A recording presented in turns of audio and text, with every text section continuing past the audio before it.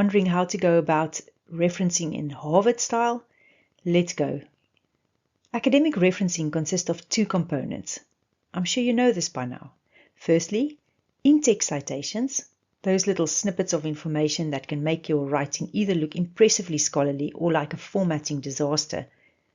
In-text citations consist of either the author's surname and the date, such as the APA and Harvard styles, or a number, such as when Vancouver is being used. And secondly, the reference list, that tricky bit at the end of your paper that somehow always needs one last check at 2 a.m. in the morning. In the author date system, such as APA and Harvard, references are added in alphabetical order, while with the number system, like Vancouver, the references are numbered in the order in which they appear in the text. Although even in this, some referencing systems have got different styles of doing it. So in this video, I'm going to share with you the important principles related to referencing, and I'm going to give you an overview of the Harvard referencing style. But as you know by now, there are many different sub-styles, and they're all called Harvard. So even if you go through this video and you are looking at these examples, which will really give you a good overview of what the Harvard system is all about, you still need to find your target journal or your university style guide and follow that. So in other words, do as they say and stick to that chosen format throughout. I will give you a high-level overview of what the in-text citations and the reference list entries look like in the Harvard style, just to boost your understanding and your confidence. We'll go through some straightforward citations and what their corresponding reference list entries look like.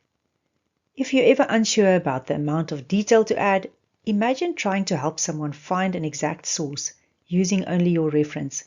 If they'd struggle, you probably need to add more details.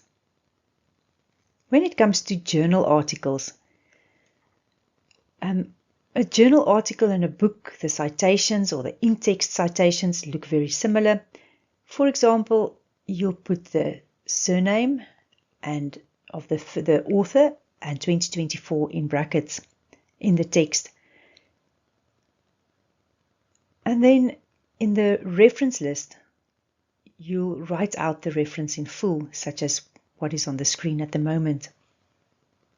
For journal articles with two authors, you'll include both authors in the in-text citation, and the reference list will also contain both authors. Where available, always add the DOI. If not available, obviously, you'll leave it out. Some guidelines also state that you need to write out and in full, and others suggest that you use the symbol for and. If a source has 3 authors, include all 3 authors in the citation. If there are 4 or more authors, only state the first author's surname followed by et al. In the in-text citation. And then you list all 4 authors in the reference list. When it comes to books, the in-text citations are treated similar as journal articles, but when it comes to the reference list, things look a bit different, as you'll see in this example. Do remember that all these examples are hypothetical, so don't try and find these sources. So for a single author, you'll see that the citation in the text look very similar to the journal article, but the reference list entry looks different. You'll also include that second edition. In this example, it's a second edition, but if it's a first edition, you can leave that edition out of the reference list entry. You'll also state the place of publication as well as the publishers in the reference list. For 2 authors, you'll state both authors in the in-text reference as well as in the reference list, and the same goes for all 3 authors. When it comes to 4 or more authors, you'll list the very first author in the in-text citation, while in the reference list entry, you'll either mention all 4 authors or you'll only mention the first author followed by et al., and this depends on the specific Harvard style guide that you're using, so do make sure. When it comes to citing a chapter in a book, it is like visiting a relative who lives in someone else's house. You need to acknowledge both, which means the in-text citation contains the author of the book chapter, while you also include the editor of the book in the reference list entry. If you ever wondered about it, theses or dissertations can also be cited, as well as web pages. In this case, some web pages have got an author and others don't have any author. If an organization is the author, you'll state the organization's name in the text, but if there's an author, you'll state their name in the in-text citation. And the same goes for the reference list entry. You do have to state the link or the URL and also when it was accessed. You can also cite conference presentations, published conference papers, and even unpublished manuscripts. Feel free to hit that pause button to have a look at how the Harvard system have been used in these examples. Personal communications. These are the academic equivalent of "my friend told me", useful but handle with care. Conversations, emails, letters, and text messages can be cited. Some styles only cite them in the text but not in the reference list.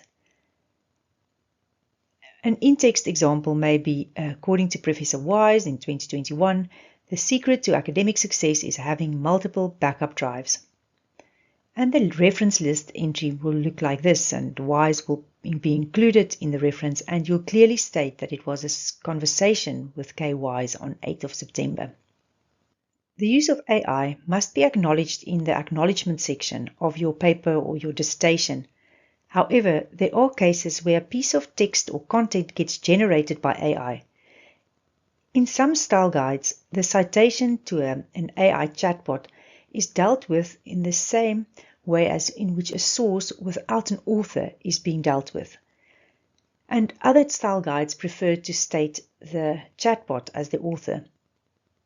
So, for example, you can either state in the text Google AI Gemini, or you can state how to calculate sleep metrics. If you consider, or your style guide says that you are not to highlight the chatbot as the author. And then you'll also state in the reference list that you've used Google AI Gemini. It's a large language model, and you also put the date of access and the link to that search down in the reference list. When you include a direct quote from a research paper, you'll include the page number, and if the quote covers 2 pages, you'll include PP and then followed by the page numbers. You may wonder, what about abbreviations? Should you write them out? Can you use the abbreviation? The general rule of thumb is that if an abbreviation is really common, like WHO, you can use the abbreviation in your in-text citation and even in your reference list. But a less common abbreviation you'll write out. But if you're uncertain, because how do we know that WHO is really common to all kinds of readership? If you're uncertain, just write it out. Dealing with secondary sources is always a problem, and we need to try and find the original source wherever possible. So the as cited in conundrum, let's deal with that. Let's say there's a lovely article from Einstein and you want to refer to Einstein's paper, but you've read about Einstein's study in a study by Jones and you can't find this original paper from Einstein. So what you do is you're going to just be open and transparent about this, and you state Einstein, and in brackets 1905, cited in Jones 2024, proposed that energy and mass are equivalent. Or if you haven't used it in Einstein in the text, you can just put it in brackets behind the statement which says Einstein 1905 cited in Jones 2024. If it's a quote, you'll specify that it's quoted in Jones and the page number in Jones where you found that quote. But in the reference list, you're only going to add the paper of Jones 2024 because that's the only paper that you actually read. There's also the scenario where one author published multiple papers in the same year. You know, when you have a really productive year in terms of research output. So all you do then is you put a little letter, A, B, or C, next to the year in order to distinguish these different papers. Now you'll also use the same A, B, and C in the reference list at the end of the document to distinguish between A, B, and C, and also to link the reference list entry to the right in-text citation. Another scenario is where two authors, different people, have got the same surname, and you need to distinguish between them because both of them may have published a paper in 2024. And how you distinguish is to include their initials into the in-text citations, and the reference list will remain the same because the reference list entries contain the initials anyway. If you got this far in the 3-part academic referencing series, most of your questions about academic referencing would have been answered by now, but there are still some basic principles that are outstanding and things that you may wonder about. Go on to the last part of this academic referencing series to answer those last few questions. If you found this video helpful, smash the like button. For more useful tips to boost your research experience, subscribe to my channel by clicking the subscribe button below this video. And while you're at it, hit the bell so that you get notified whenever I produce a new video. If you need a solution to a challenge not yet covered on my channel, leave a comment in the box below. See you in the next video.